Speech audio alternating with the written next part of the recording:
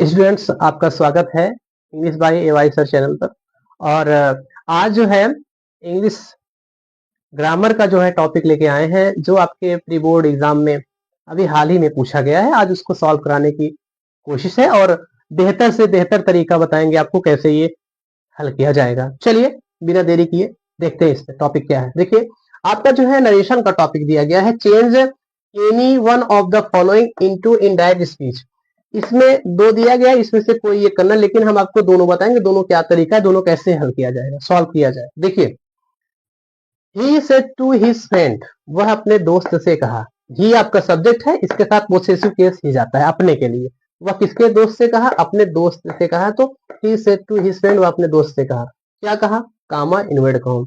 यहां से लेके यहां तक रिपोर्टिंग वर्क, यहां से लेके यहां तक वर्क तक आपका जो है रिपोर्ट स्पीच है। इसमें देखिए, प्लीज हेल्प मी, कृपया मेरी सहायता करिए, या कृपया मेरी मदद करो। टू डू, करने के लिए। हार्ड वर्क, कैसा काम? कठिन परिश्रम। यहाँ देखिए, टू डू इन्फिनिटिव है। तो देखिए, अब कहीं ना कहीं आपको ये नजर आ रहा होगा, जो प्लीज से शुरू होने वाला वाक्य होता है वह जो है रिक्वेस्ट दिखाता है, और ये वाक्य जो है इंपरेटिव सेंटेंस में देखने को मिलता है प्लीज का। तो देखिए, इसमें जो है अब जैसा यहाँ का भाव होगा, इंप्रेशन होगा, वही यहाँ पे जो है आपको यूज करना पड़ेगा, सेट टू की जगह, सेट की जगह। तो यहाँ देखिए, आपका जो है जब हम डायरेक्ट से इनडायरेक्ट बनाएंगे तो प्लीज को हटाना है, रिमूव करना है। और यहाँ पे जो है, जब आप जान रहे इधर रिक्वेस्ट का भाव यहाँ से मिल रहा है, तो आप जो है ही रिक्वेस्टेड, यहाँ हो जाएगा हिज फ्रेंड। उसके बाद प्लीज को हटाना है, टू हेल्प करना है, और मी है आपका जो है फर्स्ट पर्सन, यहाँ ऑब्जेक्ट के रूप में है। ये जाएगा जो है, ये जो फर्स्ट पर्सन होता है ये चेंज होता है रिपोर्टिंग वर्ब के सब्जेक्ट के अनुसार ही है। तो यहाँ ये ऑब्जेक्ट के रूप में है, तो इसका ऑब्जेक्ट आपको पता होना चाहिए, ये होता है हिम। तो हो जाएगा यहाँ him, to do hard work. चलिए देखिए, ही रिक्वेस्टेड हिज फ्रेंड, उसके बाद टू हेल्प, ये देखिए मी आपका जाएगा यहाँ, तो हो जाएगा him, to do hard work, full stop. अगला देखिए, वी सेड टू देम, हम उनसे कहे, क्या कह रहे हैं? Why are you not working hard, तुम कठिन परिश्रम क्यों नहीं कर रही? ये आपका जो है डब्ल्यू एस से शुरू होने वाला वाक्य है, और ये इंट्रोगेटिव सेंटेंस का वाक्य है। जब देखिए, आप एक चीज ये होता है, ये जो इंट्रोगेशन मार्क होता है लास्ट में जो देखने को मिलता है, यहाँ पे जो है ये दिखाता है कि वाक्य में प्रश्न किया गया है, क्वेश्चन किया गया है। ये क्वेश्चन मार्क से पता चलता है। इसके साथ ही साथ ये जो आप देख रहे हैं, ये वाई वर्ड यूज है, ये क्यों, ये रीजन बताता है, रीजन पूछता है।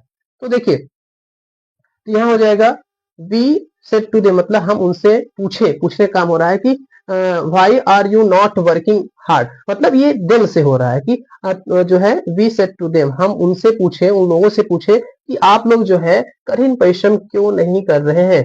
यू जो आया है ये इनके लिए ही आया है, तो यहाँ देखिए वी आस्क्ड देम हो जाएगा, वी आस्क्ड देम हो जाएगा, क्योंकि यहाँ सेड टू है, तो जो पूछने काम हो रहा है वो पास्ट में हुआ है, इसलिए आस्क का सेकंड फॉर्म आस्क्ड करना होगा।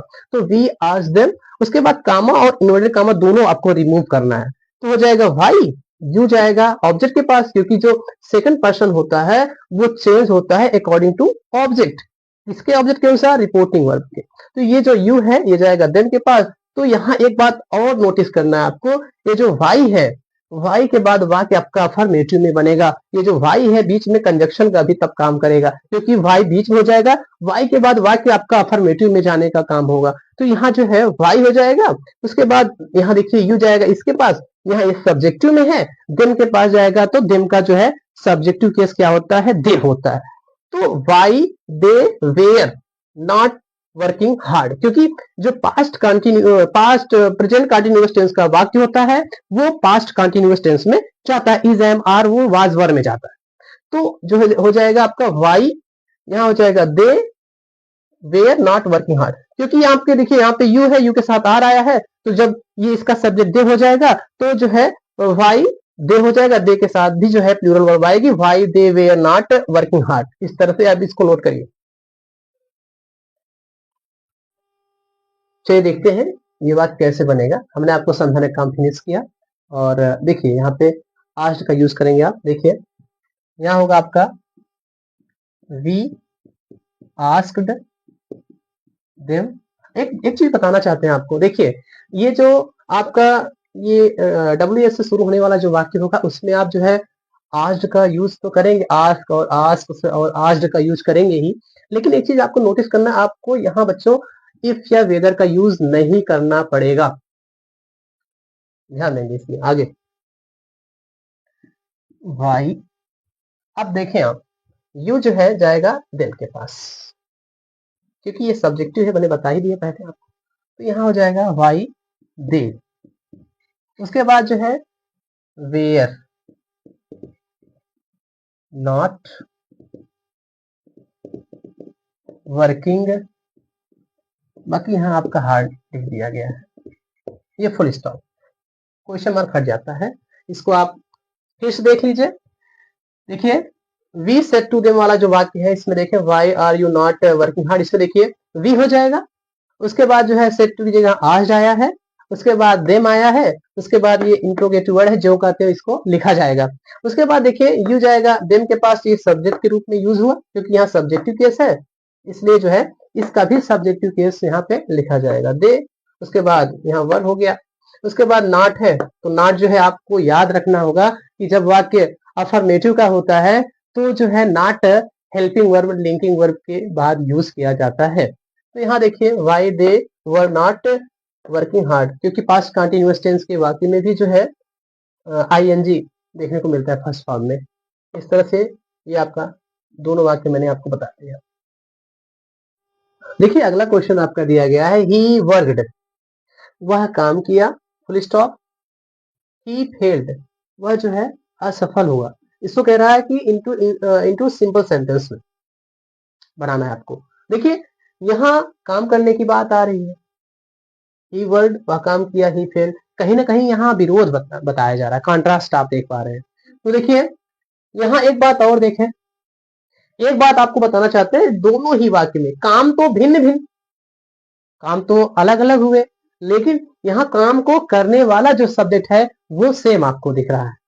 तो देखिए कैसे करेंगे, यहाँ जो है इसमें जो है बट का यूज ज्यादा सुटेबल लग रहा है। जैसे वह काम किया लेकिन वो फेल हुआ, जैसे मान लीजिए ही वर्ड हार्ड, वह कठिन परिश्रम किया, but he fail in the exam, वह परीक्षा में असफल हो गया। तो इसमें देखिए क्या हो जाएगा, ही वर्कड बट। अब यहाँ जो है एक सब्जेक्ट सेम है तो आपको सब्जेक्ट का रेपिटेशन नहीं करना है। देखिए ही वर्कड बट फेल्ड, पहले देखिए ये दो भिन्न भिन्न वाक्य थे, दोनों में भले ही कर्ता एक था लेकिन दोनों का काम अलग अलग हुआ था। यहाँ फुल स्टॉप पहला वाक्य समाप्त हुआ, दूसरा वाक्य यहाँ शुरू हुआ, यहाँ फुल स्टॉप हुआ, भिन्न भिन्न था, अलग अलग था, आपने जो है वाक्य को एक कर दिया। ही वर्कड, वह जो है काम किया बट फेल, लेकिन असफल हुआ, काम करने वाला ही वह है, ही है, और फेल होने वाला ही वो ही है। इस तरह से ये आपका जो है सिंपल सेंटेंस ये बन के तैयार हुआ।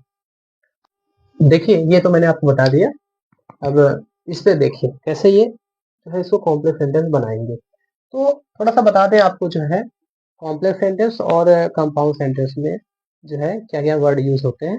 देखिए जो आपका कंपाउंड सेंटेंस होता है उसमें फैंड वॉइस यूज होता है, जो फैंड वॉइस होता है, जैसे एफ से आएगा फॉर, ए से एंड, एन से आपका नॉर, और बी से बट, ओ से और, वाई से येट, और एस से आपका जो है सो हो जाएगा। तो देखिए लेकिन जो कॉम्प्लेक्स कह रहा है इन सबको छोड़ के जो वर्ड बचेंगे वो कॉम्प्लेक्स में आएंगे। जैसे आपका मान लीजिए जैसे आपका हो गया हु, हाउ, वेयर, ये ऐसे शब्द है जो यूज होंगे। देखिए इसमें है आई नो द बॉय, मैं उस लड़के को जानता हूँ, ही हेल्प माई ब्रदर, वह मेरे भाई की सहायता किया, या वह मेरे भाई की सहायता किया। तो देखिए इसमें जो आप देख रहे हैं ये जो ही आया है, आई नो द बॉय, मैं उस लड़के को जानता हूँ, ही माने वह, इसमें जो ही दिख रहा है आपको, ही ये बॉय के लिए ही आया है। इसको आप थोड़ा सा देखेंगे तो आपका जो है हो जाएगा आई नो द बॉय, यहाँ आपका जो है हु आ जाएगा, हु हेल्प्ड माई ब्रदर। अब आप देख सकते हैं यहाँ जो है आई नो, ये जो आपका जो ऑब्जेक्ट दिख रहा है दूसरे वाक्य में सब्जेक्ट बन गया था, ये भी आपको नोटिस करना होगा। और यही होने के नाते जो है आपको जो है यहाँ पे हु का यूज करना पड़ा। और ये एक चीज और आप ध्यान देंगे जो है यहाँ पे जो हु आया है, ये जो है ये सब्जेक्ट जो आपको दिख रहा है, यह जो है आपका जो है सजीव है ही, इसीलिए आप हु का यूज करते हैं। हु का यूज जो है जीवधारी के लिए ही आता है, मतलब खास करके ये पुरुष के लिए ही आता है। चलिए देखिए अगला जो है आपका क्या क्वेश्चन कह रहा है, correct any one of the following. इसको जो है आपको करेक्ट करना है जो आपका सेंटेंस दिया गया है। तो देखिए इसमें है पहला वाक्य, the information are not correct. आपको बताना चाहते हैं इंफॉर्मेशन का प्लूरल नहीं बनता, इंफॉर्मेशन का जो है इंफॉर्मेशन ही होता है। अगर आप प्लूरल बनाना चाहते हैं तो इसमें पीस ऑफ ऐसा कुछ आप लगा के कर सकते हैं। देखिए इसमें हो जाएगा द इंफॉर्मेशन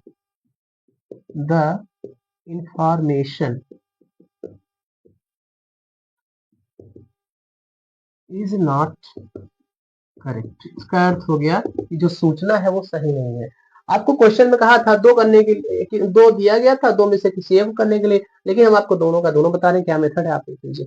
देखिए इसमें है, आपको बता दें कि जो आल्दो वाला होता है इसमें पेयर चलता है। एक चीज आपको ध्यान देना होगा कि इसमें जो है कामा आता है, ये कंजक्शन प्रीपोजिशन बीच में सब नहीं आते हैं। देखिए इसमें आपका हो जाएगा आल्दो ही इज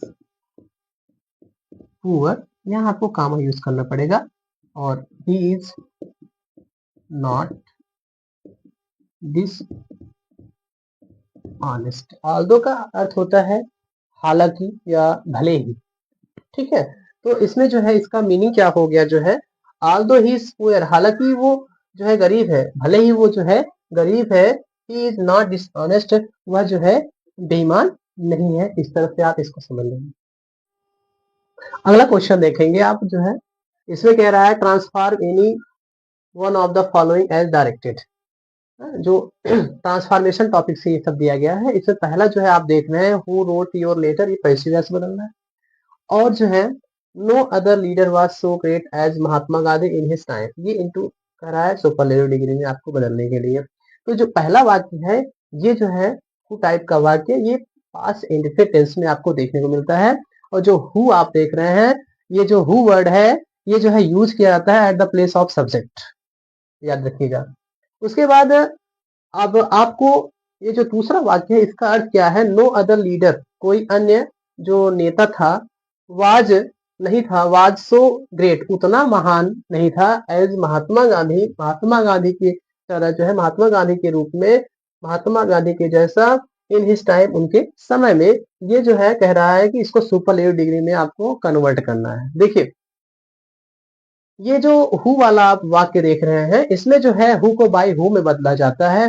और अगर आप बाय हु में नहीं बदल रहे हैं तो इसको जो है हु में ही रहने दीजिए, और लास्ट में आप बाय का यूज कर सकते हैं। दो मेथड है इसका जो है बनाने का।